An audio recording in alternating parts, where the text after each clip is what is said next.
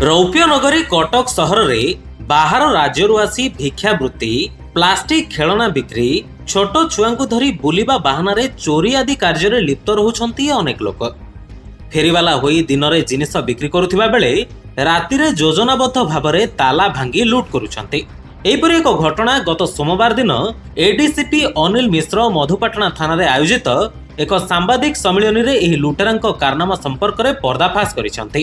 रूपा व्यवहार कराई रूपा एवं नाकफुल ठाकुराणीकर आ जो स्कूटी व्यवहार करते भंगा ताला आ जो आयरन क्रोबार जो से भांगिकी चोरी करुले तो सब समस्त सामग्री जबरदस्ती करने सक्षम से आम सुराक एक्चुअली हमको सीसीटीवी फुटेज रे गोटे सुराक मिलता आम आधार करके पहुंची पार्चु जो सब विभिन्न कैमेरा लाइन जानते तेणु ता साहाय्य आम कर किसी मैनुअल सोर्स प्लान कर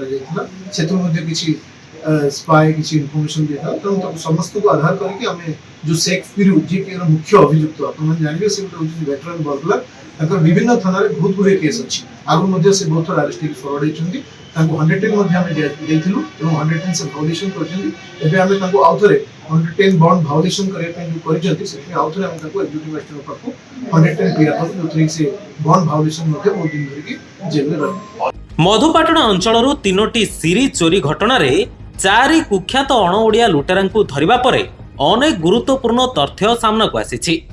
एमाने समस्ते बिहार उत्तर प्रदेश और गुजरात रु आसी कटक रे बस्ती अंचल रे घर भड़ा नहीं रहुतिले।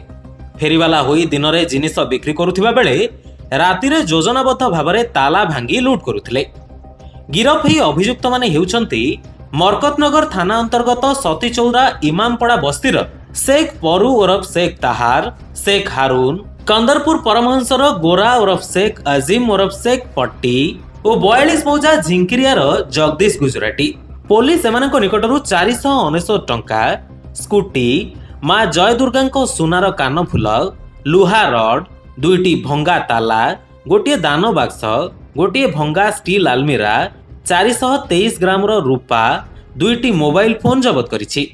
सूचना मुताबक मधुपाटना थाना अंतर्गत सम्राट सिनेमा हॉल सामने थिबा मां जगधात्री मंदिररू जनवरी 20 रे एमाने प्राय 5 लाख अलंकार लुटिथिबा बेले सेही दिन रातिरे मंदिर निकटरे थिबा निरोध पंडांक ग्रोसरी दुकान रु 2 लाख टंकार सामग्री लुटिथिबा बेले जनवरी 28 तारिख विलंबित रातिरे दरघापाटनार मां जय दुर्गा मंडप रे 10 लाख टंकार अलंकार लुट करथिले। तेबे एही घटनारे पुलिस एक मामला रुजु करी घटनार तदंत आरंभ करथिला। गिरफ अभियुक्तक मध्यरु हारून उत्तर प्रदेश मुजाफरापुर बासिंदा होइतिबा बेले पीरू और पट्टी बिहार जगदीश गुजरात बासिंदा बोली पुलिस तदंतरु जानिबाक पाइछि। अभियुक्त पीरू विरोध रे एकाधिक थाना रे 14टी अपराधिक मामला रहितिबा बेले अजीम विरोध रे 6टी अपराधिक मामला रहिछि। एही गैंग को ठाब करिबारे जोन एसबी स्वस्तिक पंडा, थाना आईआईसी तुषार सेठी और अन्य पुलिस कर्मचारी माने शामिल होइथिले। एडीसीपी अनिल मिश्र जनसाधारण को निवेदन करी कहिसंती जे बंजारांक प्रति सावधान रहिबा सह जदि कोनोसी एभली संदिग्ध व्यक्ति को निज अंचल रे देखिबाकू पांती तबे तुरंत निकटस्थ थाना को किंबा 112 नंबर रे जोगाजोग करी निजर मत रखंतु। कटकरू उमाकांत जेनांक रिपोर्ट लिव लाइव ओडिया।